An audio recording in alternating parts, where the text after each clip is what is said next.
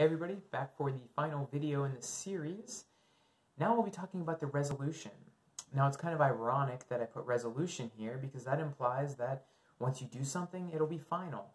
Well, the only thing final about having boundaries is that there is nothing final. In fact, it's a constant struggle to maintain a balance between being a completely rigid authoritarian with very large walls and not letting anybody in, aka the lone wolf, or having no walls at all and letting somebody run all over us and being completely lost at sea, the little boat where we are completely at the mercy of others.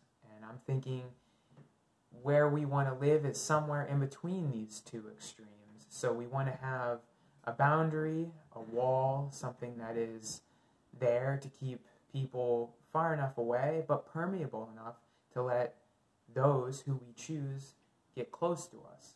But even those that we choose cannot completely come in. That is because I can never truly know somebody else. There's always going to be parts of your brains that I will never understand, nor do I want to try, because understanding really can lead to suffocation. If I truly try to understand somebody else, they're going to feel suffocated and anxious and probably run away. So that is why borders and boundaries are not just a single person's responsibility. That is why we are responsible for not only understanding our boundaries and building those up and communicating them, but we are responsible for respecting others' boundaries and borders and understanding when they're communicating and respect that as well. And this is dynamic.